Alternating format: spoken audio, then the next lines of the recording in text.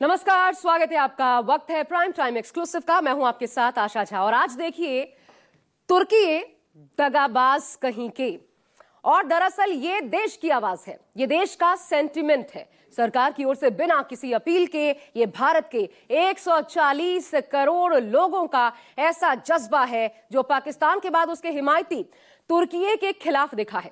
कारोबार एक तरफ, राष्ट्र प्रथम, ये भावना आज आपको गर्व से भर देगी। हमारे बड़े बुजुर्ग कह गए हैं कि मुश्किल वक्त में भी एक खासियत होती है, वो अपना और अपने परायों की पहचान मुश्किल वक्त करा देता है। देश के साथ भी यही हुआ है। दोस्त का चोला ओढ़े दुश्मनों के चेहरे से पर्दा हटा है। और ऐसे में सरकार से लेकर व्यापारिक संगठन और आम नागरिक, जिनके लिए तुर्की पसंदीदा हॉलिडे डेस्टिनेशन हुआ करता था, सभी ने तुर्की के धोखे का जवाब देने की ठान ली है। और यह कदम दुश्मन को कूटनीतिक और आर्थिक मोर्चे पर गंभीर चोट पहुंचाने के लिए काफी है।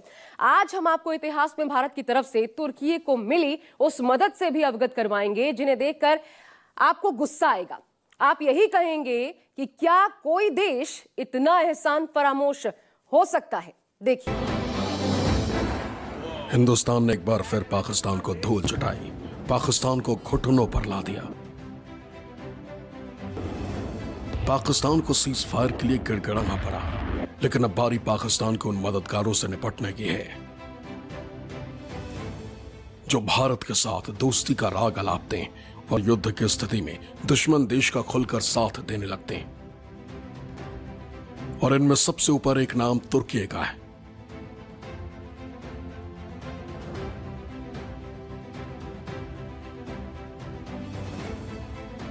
तुर्की वो एहसान फरामोश मुल्क है जिसकी भारत ने मुश्किल वक्त में आगे बढ़कर मदद की थी। लेकिन जब पाकिस्तान और भारत के बीच युद्ध जैसे हालात बने तो तुर्की ने न सिर्फ पाकिस्तान को हथियार मुहैया कराए बल्कि उसके समर्थन में खुलकर सामने आ गया। लिहाजा अब तुर्की के बहिष्कार की मांग देश में हर तरफ उठ रही है। जब तक टर्की हमारे साथ माफी नहीं मांग लेगा, पूरे देशवासियों से माफी नहीं मांग लेगा, तब तक हम टर्की के साथ व्यापार नहीं करेंगे। टर्की की बिकने वाली ज्वेलरी जो हिंदुस्तान में आती है, जिस तरीके से टर्की ने पाकिस्तान को सपोर्ट किया है, हमारा काफी मटेरियल जो है मार्बल और ग्रेनाइट वगैरह काफी टर्की से आता था, तो हमने पीछे अपने वेंडर्स वगैरह को सबको मना कर दिया है कि अब हम आगे से टर्की का मटेरियल नहीं खरीदेंगे। हम अपनी दुकान पे टर्की का जो भी कोई भी पत्थर वगैरह कुछ भी नहीं बेचेंगे। इंडिया मार्केट में ये सीजन का टाइम था और हमारे पास काफ़ी अच्छे बुकिंग्स हुई थी तुर्की के लिए।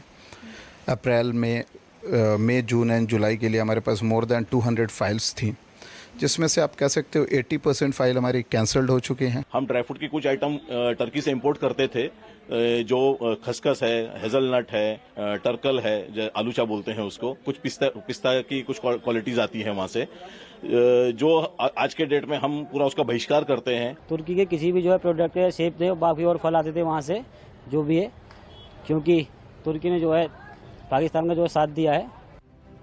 पाकिस्तान का साथ देकर तुर्की ने जता दिया कि उसे भारत के हितों से कोई सरोकार नहीं। इसलिए भारत ने तुर्की को अब चौतरफा चोट पहुंचाई, एक तरफ कूटनीतिक मोर्चे पर तो दूसरी ओर आर्थिक मोर्चे पर। भारत के व्यापारिक संगठन आयात निर्यात बंद करने पर जोर दे रहे हैं। कई बड़े संगठनों ने तुर्की से सेब मंगवाना बंद कर दिया। इसके अलावा तुर्की जाने वाले सैलानी अपने टिकट कैंसिल कर रहे हैं। वहीं दूसरी तरफ भारत के शिक्षण संस्थानों ने तुर्की से रिश्ते खत्म करने का ऐलान किया।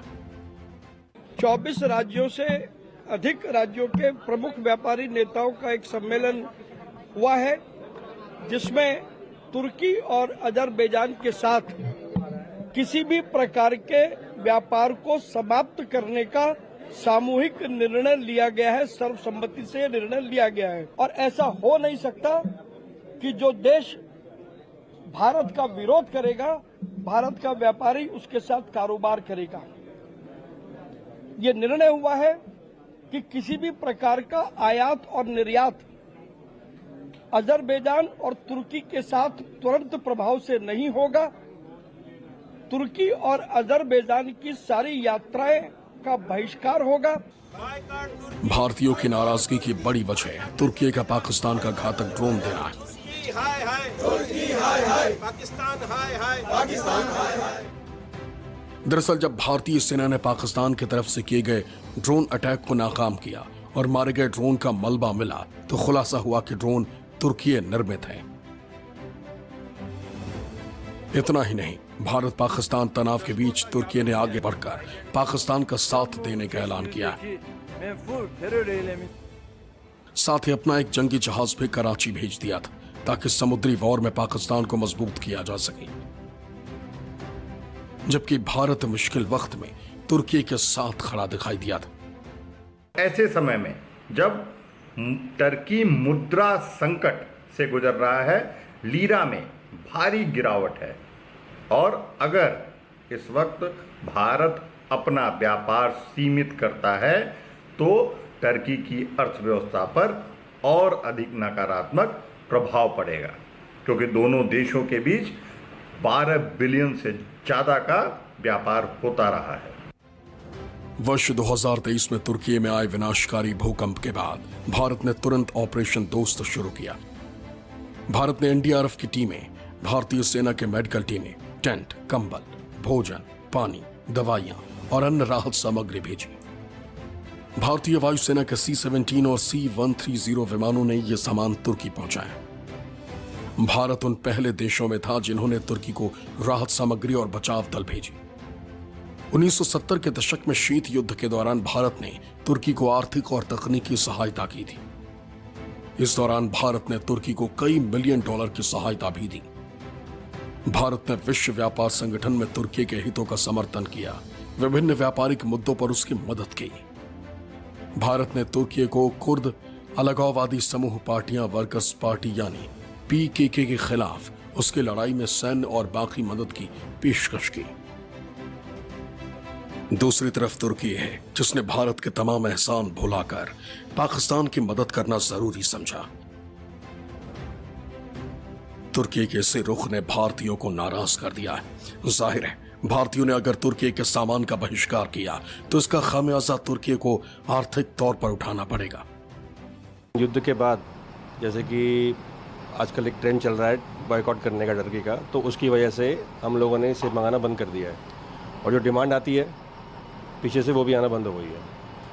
अब जो सेब चल रहा है ट्रेंड में वो है हमारा इंडियन सेब कश्मीर का, और ना हम भविष्य में अब टर्की का कोई सामान मंगाएंगे ना उसको बेचेंगे। जब 8 मई 7 तारीख को जब ये हुआ, टर्की ने हिंदुस्तान के प्रति गद्दारी दिखाई तो हमने उतरवा दिया पूरा माल। अब हम कश्मीरी बेच रहे हैं और बाकी साउथ अफ्रीका, USA वगैरह सब बेच रहे हैं। जो टर्की ज्वेलरी आती थी हमारे हिंदुस्तान में, अब उसका जोधपुर ज्वेलर्स स्टेशन से मैसेज आया कि उसका बहिष्कार किया गया है। जब तक टर्की हमसे माफी नहीं मांग लेता जब तक हम इसके ज्वेलरी का बहिष्कार करेंगे और हिंदुस्तानी ज्वेलरी अपनाएंगे। जब तक वो माफी नहीं मांग लेता, सारी ज्वेलरी हमने पैक करके रख दी गई है। हम हर महीने लगभग 15 से 20 लोग जाते थे और इतनी क्वेरीज आती थी। जून में ये आंकड़ा थोड़ा बढ़ जाता है क्योंकि जून में छुट्टियाँ रहती हैं बच्चों की। और एक कंट्री है आपकी अजरबैजान, वहाँ भी लोग जाते थे अपना आराम से घूमने के लिए। एक पॉकेट फ्रेंडली बजट में उसका पैकेज पूरा हो जाता था कंप्लीट। लेकिन इस बार टर्की में भी और अजरबैजान में भी लोगों की बुकिंग कैंसिल हुई है। जिन लोगों की क्वेरीज थी उन्होंने मना कर दिया कि हमें यहाँ नहीं जाना, हम दूसरी कंट्री चले जाएंगे। वहीं भारत सरकार ने भी तुर्की की कंपनियों के खिलाफ एक्शन शुरू कर दिया। Bureau of Civil Aviation Security ने राष्ट्रीय सुरक्षा का हवाला देकर तुर्की की कंपनी सेलेबी का सिक्योरिटी क्लियरेंस रद्द कर दिया। सेलेबी 2008 से देश के 9 एयरपोर्ट्स पर ग्राउंड हैंडलिंग का काम करती है। टर्किश कंपनी सेलेब के कॉन्ट्रैक्ट को भारत में रद्द कर दिया गया है। नागरिक उड्डयन मंत्रालय ने एक आदेश जारी करते हुए कहा है कि राष्ट्रीय सुरक्षा का हवाला देते हुए उसमें ये बात कही गई है कि इनकी सेवाएं भारत में अब बंद कर दी जाती हैं जब तक कि अगला आदेश सिक्योरिटी क्लियरेंस का नहीं दिया जाता। यानी कि फिलहाल अब वो भारत के एयरपोर्ट पे काम नहीं करेंगे। सूत्र बताते हैं कि पहलगाम हमले से इसको जोड़कर देखा जा रहा है क्योंकि टर्की ने खुलकर पाकिस्तान का साथ देने की बात कही है। सेलेबी हर साल भारत में 58,000 फ्लाइट्स और 5400 टन कार्गो मैनेज करती। भारत से इस कंपनी की करोड़ों की कमाई, लेकिन अब इसका बोरिया बिस्तर बांध दिया गया है। भारत के इस फैसले का सीधा नुकसान टर्की के प्रेसिडेंट एर्दोगन की फैमिली को होगा। क्योंकि सेलेबी एर्दोगन के दामाद की कंपनी में एर्दोगन की बेटी भी पार्टनर है। टर्की के खिलाफ भारत सरकार का यह पहला कदम था, लेकिन टर्की के खिलाफ पूरे देश में लोग अपने अपने हिसाब से कड़ा मैसेज देने की कोशिश कर रहे हैं।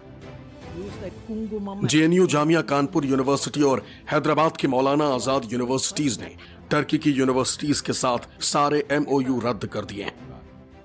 We have one signed MOU with one university, Novi University, and one in the process. JNU teaches Turkish as a language in the School of Languages, Literature and Culture. And we have an Indian professor who does it. And because of that, the administration thought that we should not have any relations with a country that supports terror and that stabs India on the back. तुर्की के backout से तुर्की से fruits, dry fruits और marble import करने वाले व्यापारियों ने order cancel कर दिए।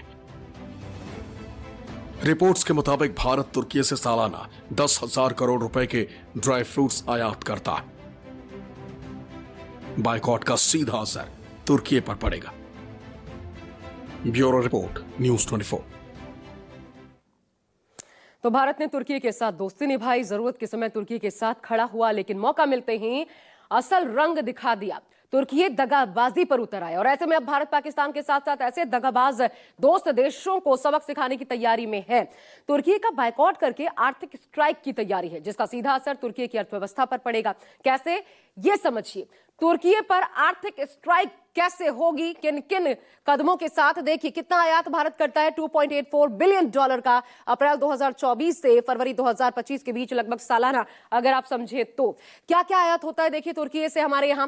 मार्बल, सेब, गोल्ड, सब्जियां, dry fruits, cement, mineral oil, chemicals, मोती, आयरन और स्टील तक आयात होता है तुर्की से। इसके अलावा तुर्की में भारत का इन्वेस्टमेंट कितना है, यह समझिए। देखिए, $227 मिलियन का भारत इन्वेस्टमेंट करता है तुर्की में। अब बायकॉट की वजह से व्यापारी तुर्की से उसका सामान नहीं खरीद रहे, इसका सीधा असर कुछ दिनों में दिखाई भी देगा। लेकिन तुर्की को उसकी दगाबाजी का एहसास कराने का यह दरअसल इकलौता तरीका नहीं है भारत के पास।